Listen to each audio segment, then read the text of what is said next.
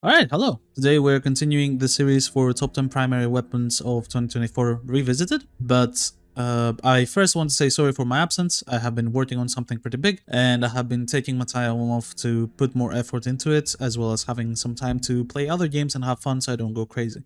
Aside from that, we can continue as normally, and today we have what the gun used to be at the number 5 spot, or sorry, at the number 6 spot. It would be the Latron Prime. So Latron Prime, compared to how it was back then, is actually better than what it used to be. So it would definitely be placed higher than what it used to be placed back then. And there is no specific reason for it to be better except two things. First, firing manual weapons continuously is actually like an incredible thing on this weapon and removes the clunkiness of the primary fire, making it easier to stack to the alt fire, which is what you want to do. And second of all is the addition of IQT modes, giving birth to a new build that is actually making this weapon incredible in a specific scenario that you want to do it, and that is disruption missions. So we're gonna showcase both of them and you're gonna see what I mean. So first of all, this is the regular build that you would use whenever, and this obviously has my Riven mode, which is catered to this build. It's pretty much maximized. Anything better would be having crit chance on this as well, but overall this is just your standard crits multi-shot build without, for AoE weapons rather, so no galvanized aptitude on this one. Hammer shot for the status chance is enough, and in general it is very strong. Now, the build itself, it's pretty regular. You can do semi-rifle cannonade instead of serration. It doesn't really matter too much in my opinion, because you already have Deadhead, you already have this. The extra small amount of damage is not really that great. And because I'm on Wisp, serration is arguably way better, so I can take advantage of the extra fire rate now that I can hold the trigger down and everything will be shot directly, which is the big part of the buff. Obviously I have a Riven. If you want to replace the Riven, you can do either a Bane mode, which is the best plan of attack, fire rate if you're not on Wisp, and Vigilante Armament if you want the extra multi-shot and you're on the Warframe that can buff fire rate. Now, the two things I want to talk about first of all is this one. The Evolution 2 has two evos, Swift Punishment and Riddle Target. In general, both of these evos are fantastic, but because AoE weapons do not benefit from this, I prefer this one to completely go for the AoE part of the weapon. But if you want to run something more balanced, then I do suggest going this one, especially if your Warframe has the extra sprint speed from either something like a Praetos or something. The Praetos usually takes every Warframe above sprint speed 1.2, so this is a very easy upgrade to unlock for them. Aside from that, this is a pretty standard crit build for AoE weapons, and we're gonna showcase it in Ani. And then we have another build that I can showcase that is more catered towards disruption missions, and it is something that this weapon could excel at, to be honest, now that we have IQD and all that good stuff. So you will see what I mean and why I'm saying that. There is also a third evo on the Latron, and I'm sure I will get comments for this even though I'm mentioning it, that if you hit someone with a puncture status, you remove part of their armor. Because of the Jade Shadow changes and how armor is now capped at 9%, that evo is absolutely horrible now. It used to be by far the best when you were going for especially endless missions and stuff like that, but it is genuinely so bad now. There is no reason to pick it over this, because your damage over the crit evo is just way too much anyways, and you don't really need to armor ship anymore.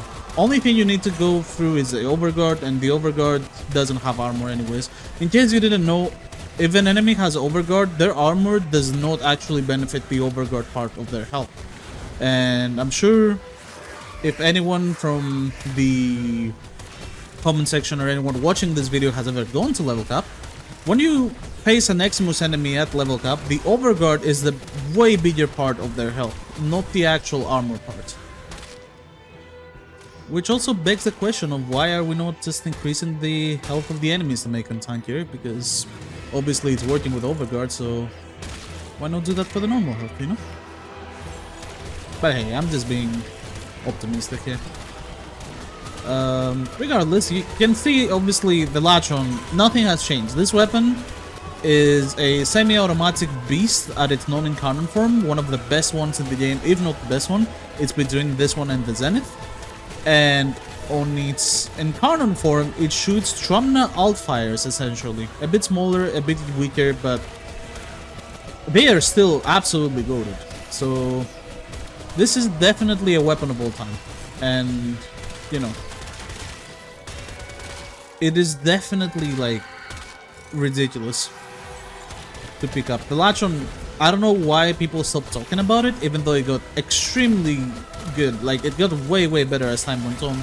But people are riding on the burst and the Tori train too much and just forgot about this weapon. And I understand, Torrid and Burstyn are both amazing weapons, but if you have aim, like any decent aim, this is a ridiculous weapon. Like, genuinely insane weapon.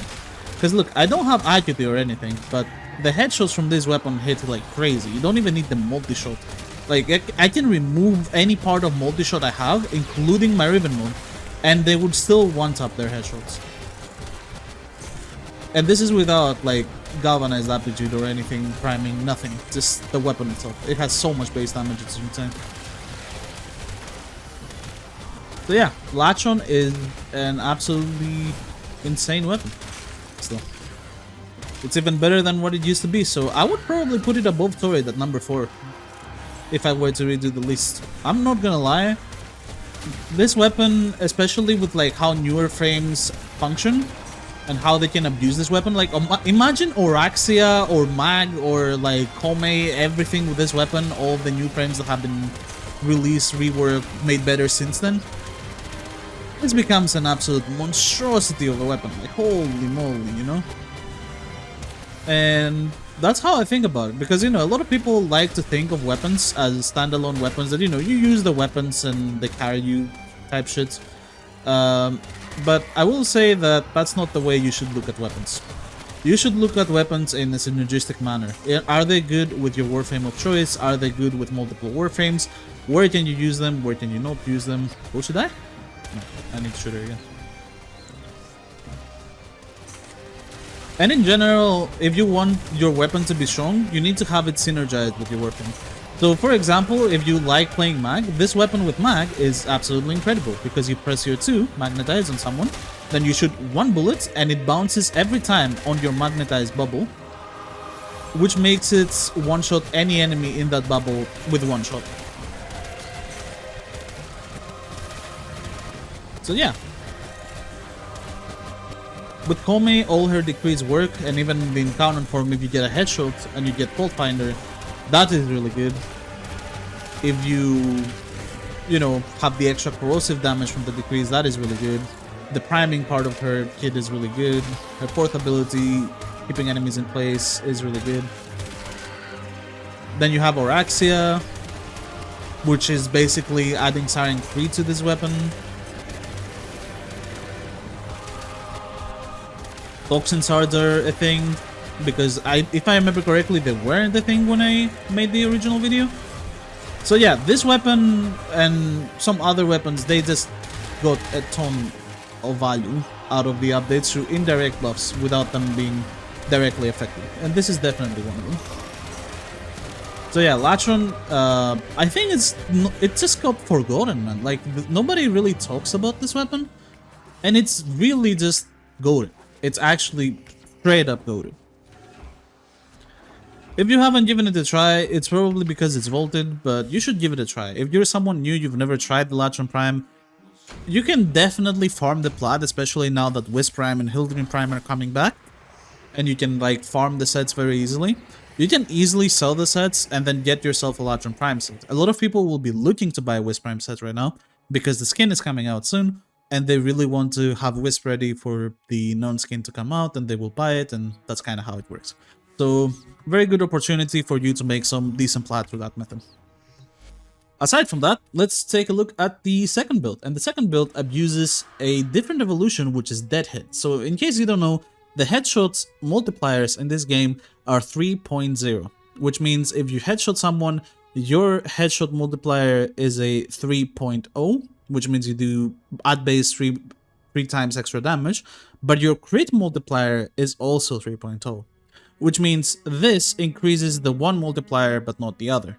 The crit multiplier is still fine, but the headshot multiplier for the Deadhead, it's going nuts, essentially.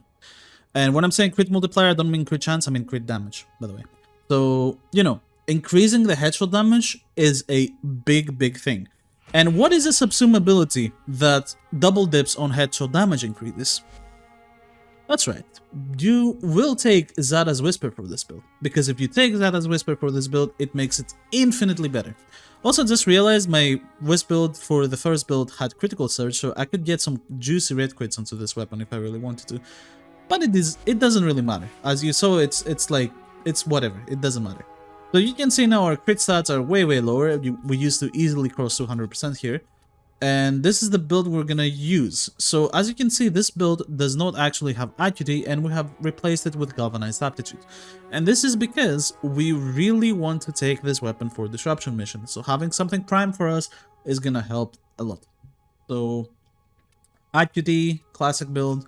You can use both the normal and the Incarnon form as long as you can aim for the headshots. And in general, it's just a regular viral Disruption build with a Bane mod. So if you have a Riven mode, you can replace the Bane mode, but I would really not suggest that the Zada's Whisper double dips on Bane modes, and it's just way better. So let's showcase this one. I will take a Primer Pox. So this thing, then Valence Cold. Perfect. In general, this build is not better than the first one, but if you want to do Disruption and you want a killing gun for Disruption, this build will absolutely decimate targets. Like, it does so much damage to Disruption targets. You will see. And the funny part is, we will probably not see the damage of the Zada's Whisper because the actual damage, the initial damage from my Latron is more than enough. And the Zada's Whisper damage is like probably 15 times higher. Without like exaggeration, 15 times higher than the original damage that I'm doing. So there is quite a lot of stuff. So yeah, I'm gonna try on the first demo to not prime him at all, just straight up kill him, because I think at this level especially it's gonna be super easy to do that. So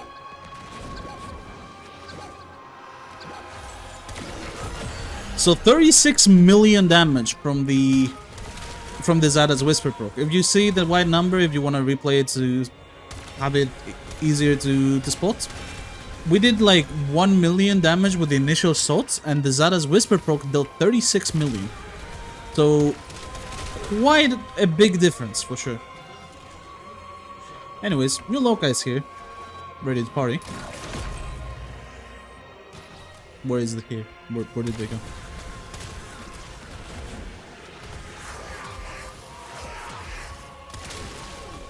Anyways, I'll take care of them later. Let me just kill the Disruption target.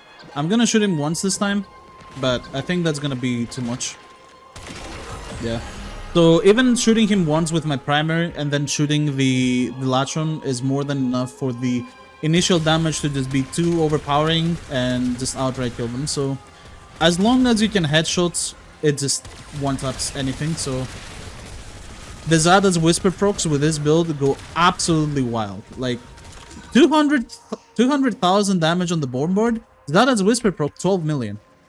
It's a huge difference. It's like astronomical. So yeah, do not sleep on headshot damage multipliers. That's the one thing to take. Oh look, this guy I can actually like test. So 500,000 damage initial shot, 34 million I think on the Zada's Whisper. Yeah, it gets quite crazy. And of course, because it's a Latron Incarnon, it's still really decent at killing mobs, because even if we remove multi-shot and all that, the Incarnon form damage is still pretty high.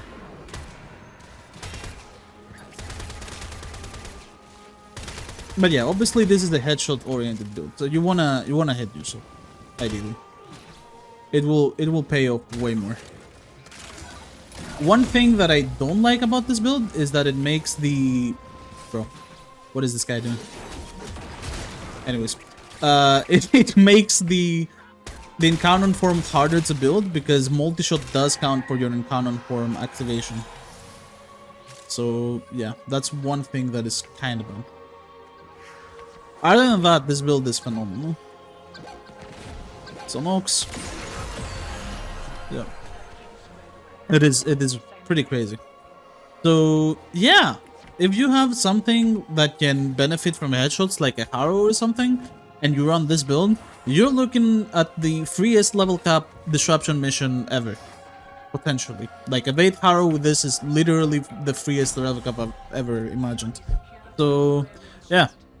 And you know, it doesn't have to be Harrow, but Evade Harrow is the first thing that came to mind. You can also do like any type of gun buffing frame. I just think Evade Harrow because you're invincible and you also get the headshot critical chance to get to ridiculous amounts. The critical damage will just absolutely outright destroy anything. Like I can easily see it damage capping if the target is tanky enough, which they aren't, so you will probably just outright kill them. But yeah, Latron is an incredible weapon. Do not sleep on it. I would definitely put it at the 4th best slot for top 10 weapons right now. This is a weapon that got indirectly buffed so much and nobody's really talking about it because everyone is focused on the Burston and the Torrid. Which, speaking of which, the Torrid is the next weapon on the list. And do not get fooled by the name, it's not April yet. But it is gonna be the Torrid video up next. So, thank you very much for watching another video of mine, and I will see you on the next one.